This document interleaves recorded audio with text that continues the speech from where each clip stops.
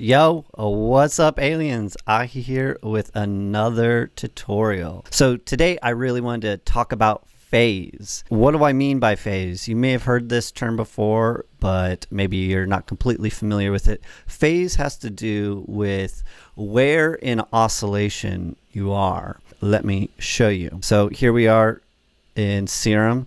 I've got a basic sine wave going.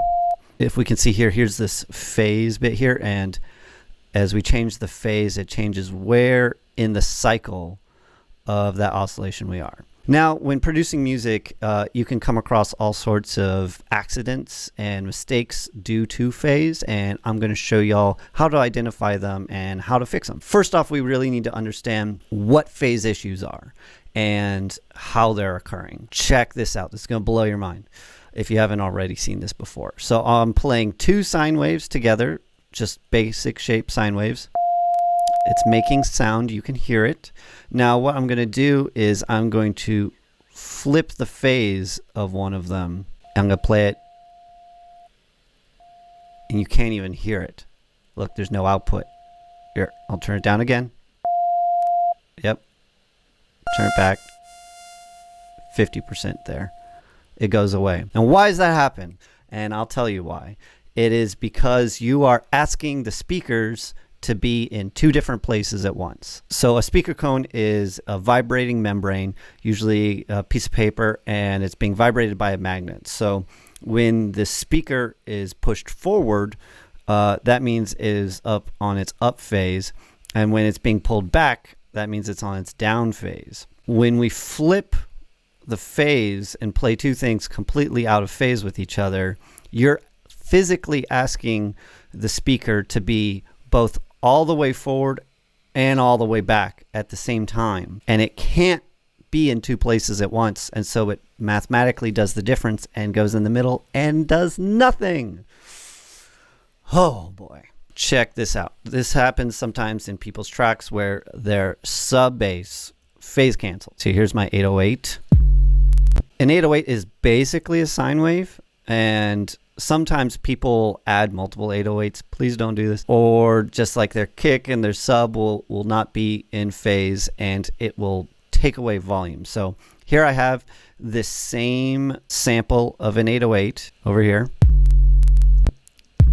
as well, but I have just moved it out of phase. Here we go. So we can see here that they are completely out of phase with each other. And so when I play them together, it takes away almost all the volume except for that little bit at the beginning where they have different phases. But then here, when they're completely out of phase, it just completely disappears. Again, I'll just play one of them. Completely different kind of sound. Now let's actually watch it through span, because you guys know I love span. So here it is with just one 808. Now here it is with both 808s, one out of phase. See, the sub doesn't even go up to the correct volume. It's totally whack. And that, my friends, is sub bass phase cancellation. And you want to avoid it. So the best thing to do for that is to make sure you only have one signal down in your sub basses that aren't competing with each other. I'll show y'all a couple other instances that phasing may occur. So here in span, the thing to take notice of is this thing called the correlation meter. And the correlation meter is going to be your new friend. I know span is already your best friend from my last video. Now there's a new part of it that you're going to love, and it's the correlation meter. So all the way to the right at +1 is going to be mono compatible content. It just means it's in mono. Anything between 0 and 1 is going to be stereo. That means that there's going to be a little bit of a difference between the left and right speakers. Anything below 0 to -1 is going to be out of phase. And we'll see that right now as I turn up the reverb. So it'll start off mono and it will get more and more out of phase.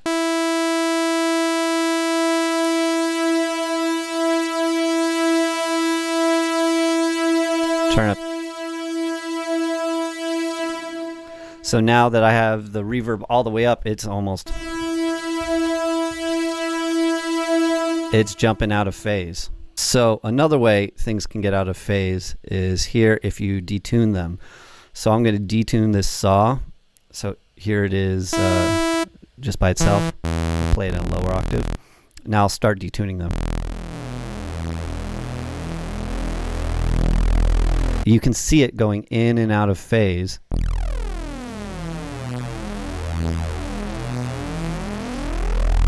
I actually think it sounds better when you turn up the randomness of the phase.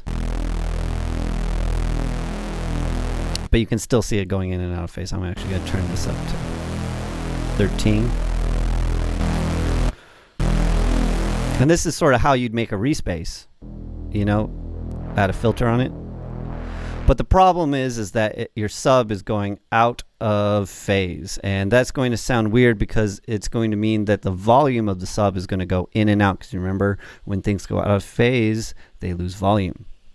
So one way to check this is with the utility with the width set to 0. So check it out. So now everything is in mono. Doesn't sound as cool. That's got the wide content. So how do we keep it so that way it sounds cool but still has mono compatible sub? Well, in my Magic Racks, I have this thing called the AHEE high-low splitter.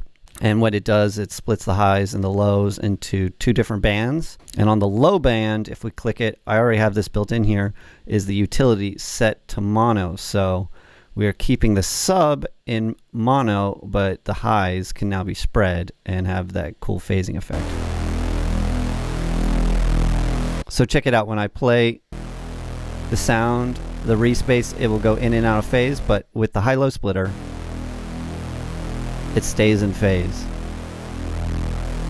And you won't get those big dropouts in the sub bass.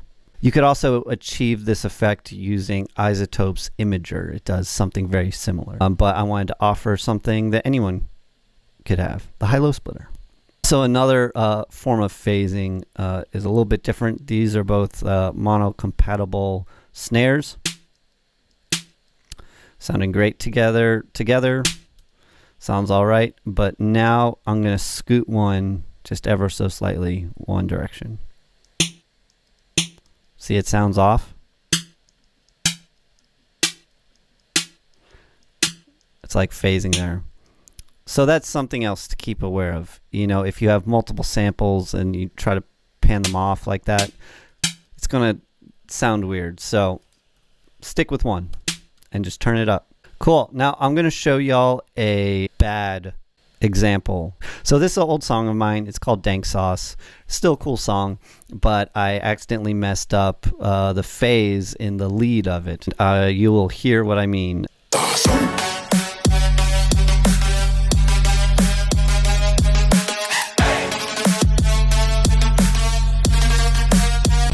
So very cool, very fun, but that lead there is just a very out of phase. So if we look at the correlation meter, it may trick you though. It's going to look like it's in phase for a lot of it, but that's because the sub bass is in mono, and so it makes it appear like it's in phase.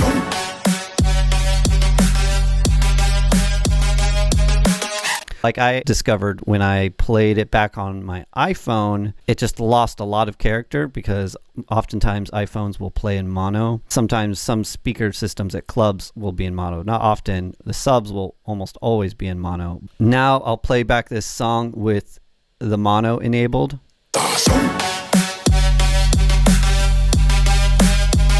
And it just loses so much character. Here it is without the mono. Now with.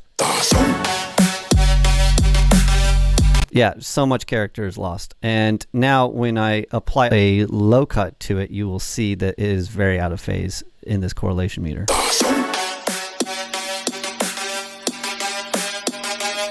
So how would I go about fixing this? I would use a regular Ableton EQ, and usually they're set to stereo mode, but I'm going to change it to MS mode, which is mid-side. On the mids, I would actually boost the mids on this sound, and then on the sides I would actually duck them a little bit like that. Normally I would do this on the actual instrument itself, but I just sort of wanted to give you all an overall example of this fix. And now if we play back the song in mono, I'll turn this on and off. You guys can hear the difference.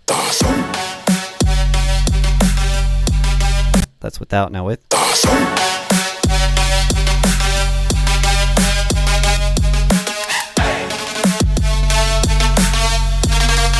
I think it keeps a lot of that original character of the song, but makes it a little bit more mono friendly. We can also listen here if we turn off mono and turn on that low cut. So without this, it's going to be very out of phase, and then when we turn this on, it will be less out of phase. Very out of phase. Now with the fix.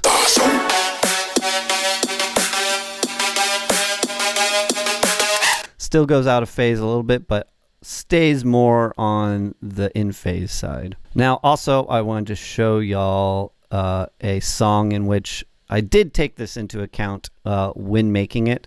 So this is my song Splattermouth featuring William Thorin. It came out on Gravitas. I'll play y'all a little bit of it.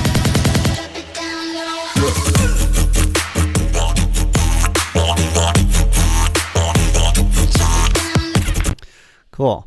And yes, that's a didgeridoo. So now if I put the song in mono,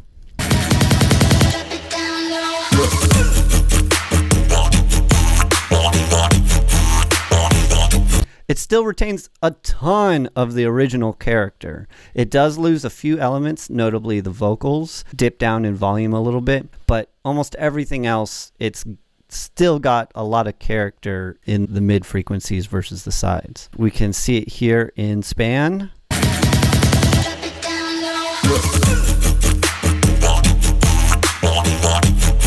And now in mono.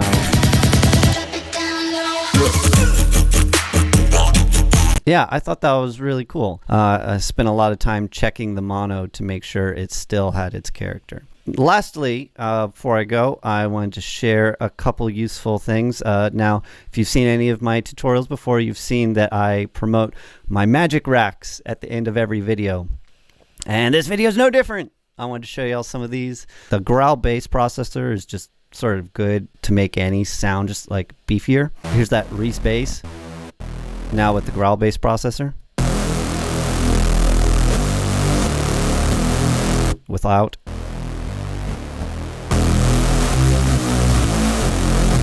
You can just throw it on. Those are the settings that it comes with. It's super useful. Next we have the Magic Sign Distorter. This one's a little crazy. There, I'll turn this down to just one saw wave.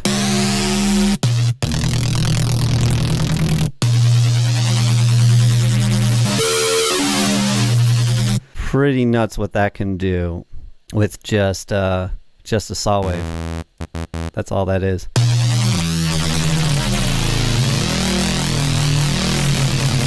Cool. Next up, I want to show y'all AHEE's instant lead makers. Here's just that super saw again. And now with the instant lead maker.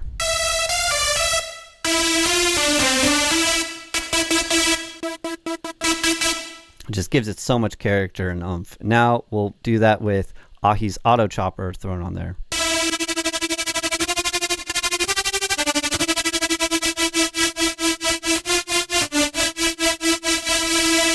Very cool. And again, here's the high-low splitter. That is also in the Magic Rack series. Here's one that I haven't really shown much of, but it's AHEE's Stereo Eyes High End. Now you have to be careful with this one because this one you can make things go out of phase if you're not careful. Well, actually, that's what this thing is doing, is that having things out of phase isn't necessarily bad.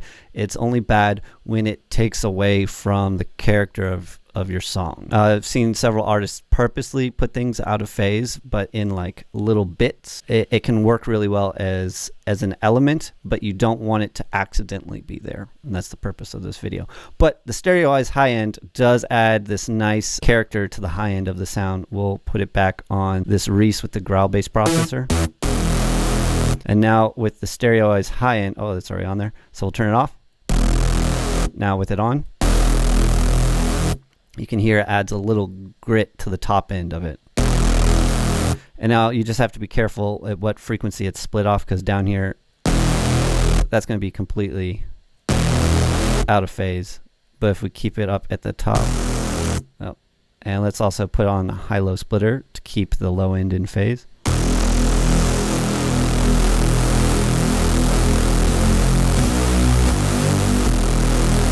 Yeah, I just think it adds some nice character to it. So with the Magic Ableton racks, there's two different groups. There's the original one, which is 25 different racks for $20. And then there's the add-on pack, which is 8 different racks for $5. The Growl bass processor and the Magic Sign Disorder are in the add-on pack. And then things like the Instant Lead Maker, Auto Chopper, the High-Low Splitter, and the Stereoize high-end, those are all in the original Magic Racks pack. So if you haven't gotten those already, definitely highly recommend them. Oi, aliens! Hope this was useful. Hope you guys enjoyed this video. If you did, please give it a like. And also, if you haven't already, please subscribe. I'm going to be doing more videos this year for sure. Keep being awesome. All right. Peace, aliens.